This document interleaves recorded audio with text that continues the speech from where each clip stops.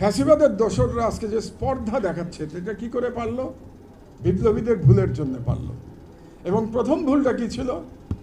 প্রথম ভুলটা ছিল বিপ্লবীদের কয়েকজনের সরকারে যাওয়াটা প্রথম ভুল ছিল।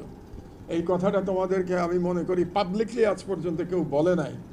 আমি আজকে এখান থেকে পাবলিকলি বলে যাচ্ছি, কোনো নির্বাচনের মাধ্যমে কোনো ফ্যাসিবাদ পৃথিবীতে কোথাও পরিবর্তন করা সম্ভব হয় নাই, কাজে আপনারাও পারবেন না। 2018-তে আপনারা যদি নির্বাচনে অংশগ্রহণ করেন তাহলে আপনারা কেউ ভোট দিতে যেতে পারবেন না এবং আপনাদের পোলিং এজেন্টও কেউ ঢুকতে পারবে না সেখানে। তো মজার ব্যাপার হলো, যখন নির্বাচন হয়ে গেল তো এটার জবাবে মহাসচিব যে কথাটা বলেছিলেন কদিন আগে, তিনি একই কথা বলেছেন যে আপনার বিপ্লবের এই তত্ত্বের সাথে আমরা একমত নই, কারণ বিএনপি কোনো বিপ্লবী দল নয়। এ কথাটাই উনি আবারও বলেছেন, এই কদিন আগে আমার পাশাপাশিই বলেছেন। তো যেদিন নির্বাচন হলো, সেই নির্বাচন পাতানো নির্বাচন, হাসিনার 2 নম্বর পাতানো নির্বাচন 2018-র, আমি তখন নির্বাসিত জীবনযাপন করছি মালয়েশিয়াতে। তো নির্বাচনের নামে যা হওয়ার তাই হলো। তোমরা তো তখন, আমি তুমিই বলছি তোমাদেরকে, কারণ বেশিরভাগই তোমরা এখানে এনসিপির ছেলে মেয়েরা আছো, তোমরা তো একেবারেই ছোট, তখন হয়তো স্কুল কলেজে পড়ো।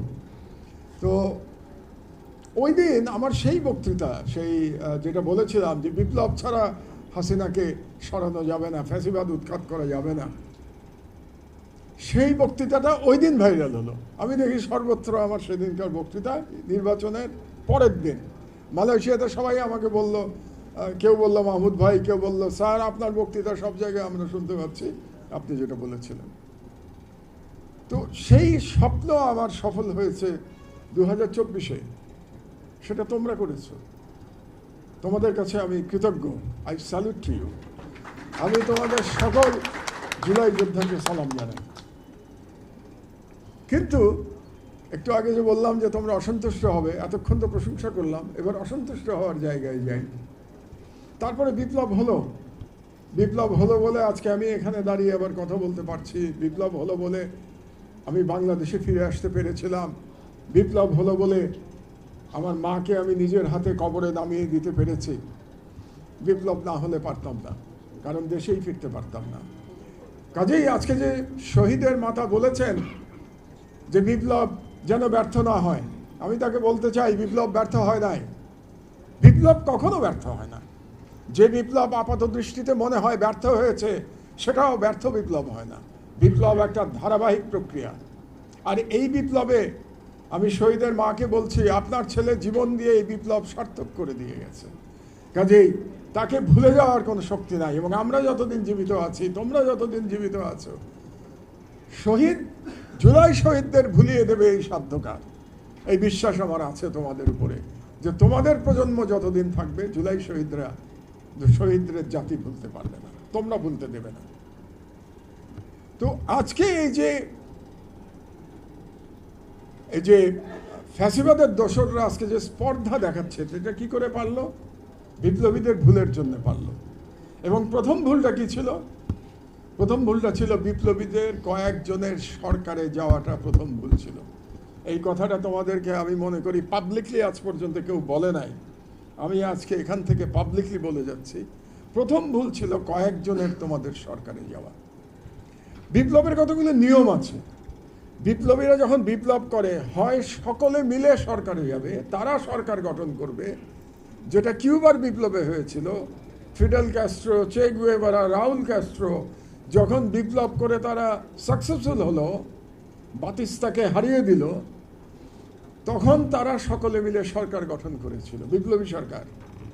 কিন্তু কয়েকজন মিলে এক ধরনের এস্টাবলিশমেন্টের সরকারে যোগদান করে নাই। কাজেই এই যে 3 জনের সরকারে যোগদান করার যে সিদ্ধান্ত, এটা ভুল ছিল। আমি মনে করি সরকার ইউনূস সাহেবের সিলেকশন ওয়াজ পারফেক্ট। সত্য কথা এটা। ইউনূস সাহেব সম্পর্কে নানা রকম বক্তব্য থাকতে পারে।